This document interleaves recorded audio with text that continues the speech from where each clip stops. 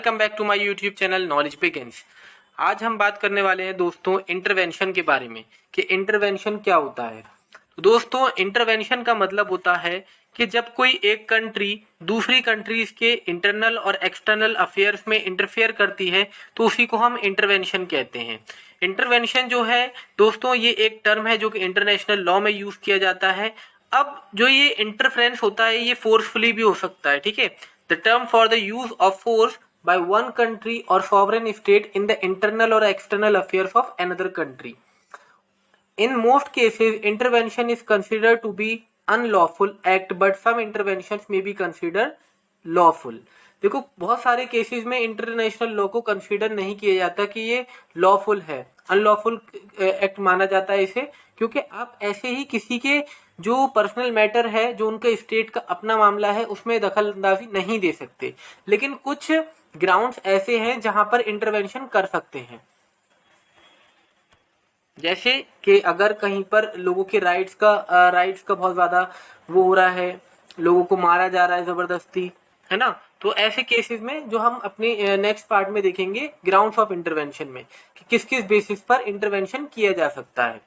अब ओपेनहाइम क्या कहते हैं? ओपेनहाइम डिफाइन करते हैं इंटरवेंशन को एक फोर्सिबली और dictatorial interference by a state, forcibly and dictatorial interference by a state in the affairs of another state calculated to impose certain conduct or consequences on that other state।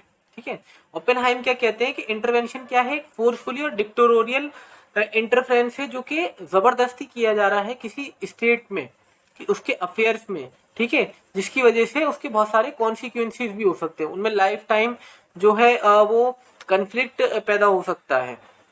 Intervention means a country interferes the affairs of another country by means of force or by another means। Example से समझते हैं कुछ जो intervention हुए हैं। वैसे तो बहुत सारे हैं, जैसे कि इंडिया ने इंटरवेंशन किया था पाकिस्तान में, जो बांग्लादेश और जो पाकिस्तान और बांग्लादेश में आपस में कन्फ्लिक्ट था उसके बीच उस केस को सॉल्व करवाने के लिए वहां पर इंडिया ने अपना इंटरवीन किया। क्या हुआ कि जो बांग्लादेशी रिफ्यूजीज थे वो वेस्ट बंगाल में आ गए थे और वो बहुत ही ज्यादा अनरीजनेबल कंडीशन बन गई थी इंडिया के लिए। तो इंडिया ने क्या किया कि उसमें इंटरवीन किया और मतलब जो एक सेपरेट कंट्री बनी बांग्लादेश, उसको बनवाने में हेल्प की, जो कि बांग्लादेश जो है बाद में जाके एक इंडिपेंडेंट कंट्री बनी। और जो किसके बेसिस पर डिवीजन हुआ था, जो बांग्लादेश और पाकिस्तान का हुआ था, वो लैंग्वेज बेसिस पर हुआ था, क्योंकि बांग्लादेशी पीपल जो थे वो बांग्ला लैंग्वेज बोलते थे, अलग लैंग्वेज बोलते थे, बंगाली बोलते थे, और वहां उर्दू यूज होती थी पाकिस्तान में। दूसरा, America intervene in India and Russia deals of cryogenic engines required for rocket technology due to America diplomatic intervention Russia broke this agreement.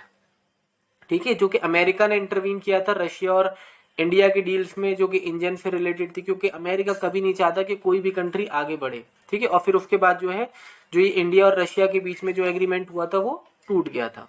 तो ये था दोस्तों आज के टॉपिक में, बस छोटा सा टॉपिक था कि इंटरवेंशन क्या होता है।